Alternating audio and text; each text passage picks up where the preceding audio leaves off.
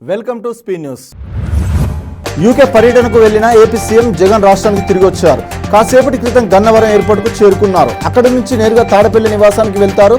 ఎన్నికల పోలింగ్ అనంతరం గత నెల 17న ఆయన తన కుటుంబ సభ్యులతో కలిసి విదేశీ పర్యటనకు వెళ్లిన సంగతి తెలిసిందే.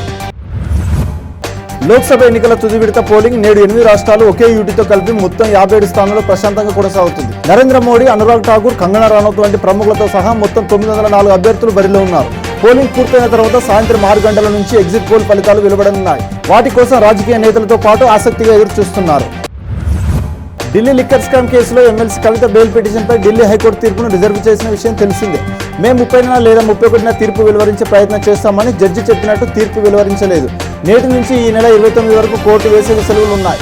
దీంతో సెలవుల తర్వాత కవిత బెయిల్పై తీర్పు వచ్చే అవకాశం ఉందని లీగల్ ఎక్స్పర్ట్ చెబుతున్నారు. మరోవైపు ఈ నెల 3తో కవిత కస్టడీ ముగియనుంది. వేసవి సెలవులు ముగియడంతో తెలుగు రాష్ట్రాల్లోని జూనియర్ కాలేజీలు నేడు రీఓపెన్ కానున్నాయి. టీజీలో మొత్తం 3269 కాలేజీలు ఉండగా నిన్నటి వరకు 2483 కళాశాలలకు ఇంటర్ బోర్డు అఫిలియేషన్ ఇచ్చింది. వీటిలో 1443 ప్రైవేట్ కాలేజీలు ఉన్నాయి. అయితే మిక్స్డ్ ఆక్యుపెన్సీ భవనాల్లో ప్రైవేట్ కాలేజీలపై బోర్డు ఇంకా ఎలాంటి నిర్ణయం తీసుకోలేదు. దీంతో ఆయా కాలేజీల్లోని సెకండ్ ఇయర్ విద్యార్థుల భావితవ్యంపై అయోమయం నెలకొంది. గ్రూప్ 1 ప్రిలిమినరీ పరీక్ష హాల్ టికెట్ నేటి మధ్యాహ్నం 2 గంటల నుంచి టీజీపీఎస్సీ వెబ్సైట్లో అందుబాటులో ఉంటాయని అధికారులు తెలిపారు. ఈ నెల 9న ఉదయం 10:30 నుంచి మధ్యాహ్నం 1 గంట వరకు పరీక్ష జరగనుంది. మెయిన్ పరీక్షలు అక్టోబర్ 21 నుంచి నిర్వహించనున్నట్లు అధికారులు పేర్కొన్నారు. 563 పోస్టుల భర్తీకి ఈ పరీక్షలు నిర్వహిస్తున్న సంగతి తెలిసిందే. ప్రతిపక్షాలు ఓటమిని అంగీకరించినట్లు స్పష్టంగా కనిపిస్తుందని అమిత్ షా అన్నారు. ఎగ్జిట్ పోల్ చర్చలో పాల్గొనకూడదన్న కాంగ్రెస్ నిర్ణయంపై పారిపోకుండా అంటూ ఎక్స్లో పోస్ట్ చేశారు. ఇండియన్ నేషనల్ కాంగ్రెస్ కి భారీ ఓటమి తప్పదన్నారు. ఈ విషయం ఆ పార్టీకి కూడా తెలుసన్నారు. ఇక ప్రజలను మీడియాను ఎలా ఎదుర్కొంటుంది, అందుకే ఎగ్జిట్ పోల్ చర్చల్లో పాల్గొనకుండా పారిపోతుందని కేంద్రం హోంమంత్రి అమిత్ షా విమర్శించారు. 2024-2025 విద్యా సంవత్సరం నుంచి స్కూళ్లు, జూనియర్ కాలేజీలో పేరెంట్ టీచర్ హోమ్ విజిట్ అనే కార్యక్రమాన్ని ప్రభుత్వం అమలు చేయనుంది. ఇందులో భాగంగా టీచర్లు విద్యార్థుల ఇళ్లకు వెళ్లాల్సి ఉంటుంది. జూన్లో ఒకసారి, జనవరిలో మరోసారి పేరెంట్స్కు అనుకూలమైన వేళలో వారి ఇళ్లను సందర్శించాలి. విద్యార్థుల ప్రతిభను మెరుగుపరిచేందుకు సిద్ధం చేసిన ప్రణాళిక, బోధన తీరు, తీసుకోవాల్సిన జాగ్రత్తలు వారికి వివరించాలి. ఇక నుంచి తెలంగాణ రాజకీయాలకు సమయం కేటాయిస్తానని టీడీపీ అధినేత చంద్రబాబు పార్టీ నేతలతో చెప్పారు. స్థానిక సంస్థల ఎన్నికల్లో టీడీపీ పోటీ చేస్తుందని నేతలు సిద్ధం కావాలని సూచించారు. హైదరాబాద్లో తెలంగాణ టీడీపీ నాయకులు చంద్రబాబుతో సమావేశమయ్యారు. త్వరలోనే రాష్ట్ర పార్టీ అధ్యక్షుడిని నియమిస్తానని, తెలుగు జాతి ఉన్నంత వరకు 2 రాష్ట్రాల్లో తెలుగుదేశం పార్టీ ఉంటుందని సిబిఎన్ స్పష్టం చేశారు. రాష్ట్ర ఆవిర్భావ దశాబ్ది వేడుకలను 3 రోజుల పాటు నిర్వహించేందుకు బీఆర్ఎస్ సిద్ధమైంది. దీనిలో భాగంగా ఇవాళ హైదరాబాద్ గన్ పార్క్లోని తెలంగాణ అమరవీరుల స్తూపం నుంచి సచివాలయం ముందున్న అమరజ్యోతి వరకు బీఆర్ఎస్ నేతలు, కార్యకర్తలు క్యాండిల్ ర్యాలీ నిర్వహించనున్నారు. రేపు తెలంగాణ భవన్లో జరిగే కార్యక్రమానికి కేసీఆర్ అధ్యక్షత వహిస్తారు. బీఆర్ఎస్ హయాంలో రాష్ట్రంలో సాధించిన ప్రగతి, ఇతర అంశాలపై ఆయన ప్రసంగించనున్నట్లు సమాచారం. కొత్త ప్రభుత్వంలో అగ్రికల్చర్ ట్రేడ్ పాలసీలపై మార్పులు ఉండాలని గ్లోబల్ మార్కెట్లు కోరుకుంటున్నాయి. చక్కెర, పలు రకాల బియ్యం ఎగుమతులపై మోదీ ప్రభుత్వం ఏడాదిగా ఆంక్షలు విధించిన విషయం తెలిసిందే. దేశీయ అవసరాలకు అందుబాటులో ఉంచడం, వినియోగదారుల ఖర్చులు తగ్గించడం కోసం ఈ నిర్ణయం తీసుకుంది. అలాగే గోధుమల దిగుమతిపై పన్ను సడలింపులను నిలిపివేసింది. కొత్త ప్రభుత్వం వీటిపై దృష్టి పెట్టాలని మార్కెట్లు ఆశిస్తున్నాయి. ప్రధాని నరేంద్ర మోడీని ఓడిపోయిన చక్రవర్తిగా అభివర్ణించారు సీనియర్ నటుడు ప్రకాష్ రాజ్. మోడీ ధ్యానం చేస్తున్న ఫోటోలను ఎక్స్లో పంచుకుంటూ ఈ రోజు ఎన్నికల చివరి దశ. నేను ద్వేషానికి వ్యతిరేకంగా అవిశ్రాంతంగా పోరాడాను. నా దేశం కూడా ద్వేషానికి వ్యతిరేకంగా ఓటు వేసిందని నేను నమ్ముతున్నా. 4వ తేదీన కలుద్దాం, వీకెండ్ను బాగా గడపండి పోస్ట్ చేశారు. తిరుమలలో భక్తుల రద్దీ కొనసాగుతుంది. టికెట్ లేని భక్తులకు శ్రీవారి సర్వదర్శనానికి 24 గంటల సమయం పడుతుంది. అన్ని కంపార్ట్మెంట్ల నుండి శిలాతోరణం వరకు వేచి ఉన్నారు. నిన్న 67,873 మంది శ్రీవారిని దర్శించుకోగా హుండీకి రూపాయలు 3.93 కోట్ల ఆదాయం సమకూరింది. దేశవ్యాప్తంగా సంచలనం సృష్టించిన పూణే కారు ప్రమాద ఘటనలో మైనర్ బాలుడి తల్లిని అరెస్టు చేసినట్టు పోలీసులు తెలిపారు. ఇవాళ నిందితుడిని స్టేట్మెంట్ రికార్డు చేయనున్నట్టు పేర్కొన్నారు. కాగా ఇప్పటికే ఈ ఘటనలో మైనర్ తండ్రి, తాతతో పాటు 2 ఫోరెన్సిక్ వైద్యులను అరెస్టు చేసిన సంగతి తెలిసిందే. స్మగ్లర్ వీరప్పన్ ఎన్కౌంటర్ టీం సభ్యుడు ఏఎస్పీ వెల్లాదురై హోంశాఖ సస్పెండ్ చేసింది. రిటైర్మెంట్కు 1 రోజు ముందే ఆయనను సస్పెండ్ చేయడం చర్చనీయాంశంగా మారింది. 2013లో జరిగిన ఒక కేసుకు సంబంధించి ఆయనను సస్పెండ్ చేసినట్టు తెలుస్తుంది. ఆ కేసులో వెల్లాదురై సిబిసిఐడి నిందితుడిగా చేర్చడంతో ఈ నిర్ణయం తీసుకున్నట్లు సమాచారం. కాగా వెల్లాదురై తన టాలెంట్తో ఏఎస్ఐ నుంచి ఏఎస్పీ స్థాయి వరకు ఎదిగారు. స్మగ్లర్ వీరప్పన్ ఎన్కౌంటర్ టీం సభ్యుడు ఏఎస్పీ వెల్లాదురై హోంశాఖ సస్పెండ్ చేసింది. రిటైర్మెంట్కు 1 రోజు ముందే ఆయనను సస్పెండ్ చేయడం చర్చనీయాంశంగా మారింది. 2013లో జరిగిన ఒక కేసుకు సంబంధించి ఆయన సస్పెండ్ చేసినట్టు తెలుస్తుంది. ఆ కేసులో వెల్లాదురై సిబిసిఐడి నిందితుడిగా చేర్చడంతో ఈ నిర్ణయం తీసుకున్నట్లు సమాచారం.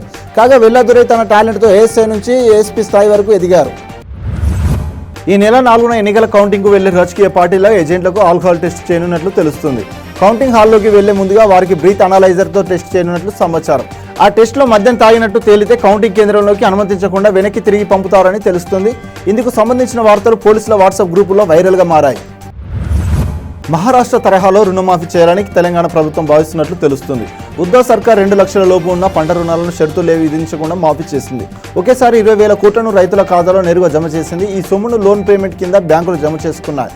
తెలంగాణ వ్యవసాయ ఆర్థిక శాఖ ఉన్నతాధికారులు మహారాష్ట్ర విధానాన్ని అధ్యయనం చేసి ప్రభుత్వానికి నివేదిక ఇచ్చినట్లు సమాచారం. నేడు పెద్ద హనుమాన్ జయంతి కావడంతో కొండగట్టు క్షేత్రానికి భక్తులు భారీ సంఖ్యలో తరలివస్తున్నారు. ఆలయ పరిసరాలు భక్తులతో నిండిపోయాయి. గత 2 రోజుల నుంచి ఉత్సవాలు జరుగుతుండగా దీక్ష విరమణ చేయడం కోసం మాలాదారులు ఆలయానికి పోటెత్తారు. భక్తుల రద్దీ నేపథ్యంలో 650 మంది పోలీసులతో భద్రత ఏర్పాటు చేశారు. కోనేరులో నీటిని ఎప్పటికప్పుడు మార్చుతున్నామని కొండపైకి 4 ఆర్టీసీ బస్సులను ఏర్పాటు చేసినట్టు అధికారులు తెలిపారు. దేశీయంగా ప్రయాణికుల వాహనాల పీవీ కార్లు, ఎస్యూవీలు, వ్యాన్లు అమ్మకానికి ఏడాదికి 50 లక్షలకు మించిన సాధ్యపడుతుందని టాటా మోటార్స్ అంచనా వేస్తుంది. గతేడాది 41 లక్షల వాహనాలు అమ్ముడైన విషయాన్ని గుర్తు చేసింది. దేశంలో ప్రతి 1000 మందికి 30 వాహనాలు ఉన్నాయని టాటా గ్రూప్ చైర్మన్ చంద్రశేఖర్ తెలిపారు. అంతర్జాతీయ సగటు కంటే ఇది తక్కువని, వృద్ధికి అవకాశాలున్నాయన్నారు. దీనిపై దృష్టి పెట్టినట్టు పేర్కొన్నారు. పాలల్లో అనేక పోషకాలు ఉంటాయి. పాడి పరిశ్రమను ప్రోత్సహించేందుకు 2,000 కోట్ల UN Food and Agriculture Organization ఏటా జూన్ 1న ప్రపంచ పాల దినోత్సవంగా నిర్వహించాలని నిర్ణయించింది. అందుబాటు ధరలో పోషకాలుండే పాలను సమతుల్య ఆహారంలో భాగం చేయడమే ఏడాది థీమ్. కాగా ప్రపంచవ్యాప్తంగా అత్యధికంగా పాలు ఉత్పత్తి చేసే దేశాల్లో భారత్ మొదటి స్థానంలో ఉండటం విశేషం. జగన్ ప్రభుత్వానికి ఎన్నికల ఘోర ఓటమి ఖాయమని సిపిఐ జాతీయ ప్రధాన కార్యదర్శి నారాయణ అన్నారు. ప్రభుత్వానికి వ్యతిరేకంగా ప్రజలు పెద్ద ఎత్తున ఓటేశారని తిరుపతిలో మీడియాకు తెలిపారు. ఓడిపోతారని తెలిసి విశాఖలో ప్రమాణ స్వీకారానికి ఏర్పాటు చేయడం విడ్డూరమన్నారు. కన్యాకుమారిలో మోదీ ధ్యానం చేయడం ఆ ప్రాంతాన్ని కలుషితం చేయడమేనని విమర్శించారు. చేసిన పాపాలను కడుక్కోవడానికి అక్కడ వెళ్లారని దుయ్యబట్టారు. టెస్లాలోని 7.5 బిలియన్ల షేర్లను విక్రయించి ఎలాన్ మస్క్ ఇన్సైడర్ ట్రెండ్కు పాల్పడ్డారంటూ ఓ వాటాదారులు కోర్టులో దావా వేశారు. కంపెనీ షేర్లు తగ్గుతాయన్న సమాచారంతో 2022 చివరిలో వాటిని విక్రయించి 3 బిలియన్ల ప్రయోజనం పొందారని ఆరోపించారు. 2023 జనవరి 2న 4వ క్వార్టర్ అంచనాలకు ప్రజలు వెల్లడించిన తర్వాత కంపెనీ షేరు విలువ తగ్గిపోయిందన్నారు. ఆయన పొందిన లాభాలను తిరిగి చెల్లించేలా ఆదేశించాలని కోరారు. వచ్చే 5 రోజులు పలు జిల్లాల్లో తేలికపాటి నుంచి భారీ వర్షాలు కురుస్తాయని హైదరాబాద్ వాతావరణ కేంద్రం వెల్లడించింది. నేడు నల్గొండ, వరంగల్, హన్మకొండ, జనగామ, సిద్దిపేట, భువనగిరి, వనపర్తి, రంగారెడ్డి, హైదరాబాద్, మేడ్చల్, వికారాబాద్, మహబూబ్ నగర్, కర్నూలు, నారాయణపేట, జోగులాంబ, గద్వాల జిల్లాలో వర్షాలు పడతాయని ఎల్లో అలర్ట్ జారీ చేసింది. రేపు వికారాబాద్, పెద్దపల్లి, రంగారెడ్డి, హైదరాబాద్, వనపర్తి, నాగర్ కర్నూలు, గద్వాల, సిరిసిల్ల, సంగారెడ్డి, మెదక్, కామారెడ్డి జిల్లాలో వర్షాలు కురుస్తాయని అంచనా వేసింది. ఏపీలో కొత్త మెడికల్ కాలేజీలకు 21 విభాగాల్లో 380 పోస్టులు మంజూరు చేస్తూ ప్రభుత్వం ఉత్తర్వులు జారీ చేసింది. రాష్ట్రంలో 17 కొత్త కాలేజీలు ఏర్పాటు చేస్తున్నాయి. 2023-24 విద్యా సంవత్సరంలో మచిలీపట్నం, నంద్యాల, ఏలూరు, రాజమండ్రి, విజయనగరం కళాశాలలను ప్రారంభించారు. 2024-25 అకాడమిక్ ఇయర్లో పాడేరు, పులివెందుల, మదనపల్లి, మార్కాపురం, అదోని కాలేజీలు ప్రారంభం కానున్నాయి. చమురు సంస్థలు ఇవాల్టి నుంచి కమర్షియల్ గ్యాస్ సిలిండర్ ధరలను 72 మేర తగ్గించాయి. దీంతో హైదరాబాద్లో 19 కేజీల సిలిండర్ ధర 1.903కు చేరింది. డొమెస్టిక్ సిలిండర్ రేట్లలో ఎలాంటి మార్పు లేదు. 14.2 కేజీల సిలిండర్ ధర 855 వద్ద కొనసాగుతుంది. ఓయో కంపెనీ తొలిసారి 100 కోట్ల నికర వార్షిక లాభాన్ని ఆర్జించిందని ఆ సంస్థ సీఈఓ రితీష్ అగర్వాల్ వెల్లడించారు. 2023-24 100 కోట్ల లాభం వచ్చిందని, ఓయో లాభాన్ని నమోదు చేసిన తొలి ఆర్థిక సంవత్సరం ఇదేనని చెప్పారు. ప్రస్తుతం కంపెనీ వద్ద 1000 కోట్ల నగదు నిల్వలున్నాయన్నారు. కాగా 2023-24 ఆదాయ గణాంకాలను వెల్లడించినప్పటికీ ఓయో ఆదాయం 5.800 కోట్లు ఉంటుందని ఎకనామిక్ టైమ్స్ ఇది వరకు నివేదించింది. బాహుబలి సినిమాలో అనుష్క తరహాలో పాత్రలు చేయడం తన డ్రీమ్ రోల్ అని హీరోయిన్ కృతి శెట్టి అన్నారు. యాక్షన్, మార్షల్ ఆర్ట్స్ నేపథ్యంలో సినిమాలు చేయాలని ఉందని తెలిపారు. జయపజయాల గురించి తాను పట్టించుకోనని మీడియా సమావేశంలో చెప్పారు. శర్వానంద్కు జోడిగా నటించిన మనమే సినిమాలో తన పాత్ర గత చిత్రాలకు భిన్నంగా ఉంటుందన్నారు. కాగా ఈ మూవీ ఈ నెల 7న విడుదల కానుంది. T20 వరల్డ్ కప్ సన్నాహాలో భాగంగా నేడు భారత్, బంగ్లాదేశ్ మధ్య న్యూయార్క్ వేదికగా వార్మప్ మ్యాచ్ జరగనుంది. భారత కాలమాన ప్రకారం రాత్రి 8 గంటలకు ప్రారంభమయ్యే ఈ match star sports TV channel, Disney Hotstar app వెబ్సైట్లో చూడవచ్చు. కాగా team India star batter Virat Kohli తాజాగా జట్టులో చేరారు. అతను వార్మప్ మ్యాచ్లో ఆడతారా లేదా అనేది తెలియాల్సి ఉంది. ఆర్థిక సంవత్సరం 24 చివరి త్రైమాసికంలో జీడీపీ వృద్ధి 7.8% నమోదవడం దేశ ఆర్థిక వ్యవస్థ పురోగతికి నిదర్శనమని పీఎం మోదీ ట్వీట్ చేశారు. ఇది మరింత వేగవంతం కానుందన్నారు. ప్రపంచంలో అత్యంత వేగంగా అభివృద్ధి చెందుతున్న ఎకనామీగా భారత్ కొనసాగుతుందన్నారు ప్రధాని. కష్టపడి పనిచేస్తున్న ప్రజలకు ధన్యవాదాలు. నేను ఇప్పటికే చెప్పినట్లు రాబోయే మంచి రోజులకు ఇది ట్రైలర్ మాత్రమని పేర్కొన్నారు.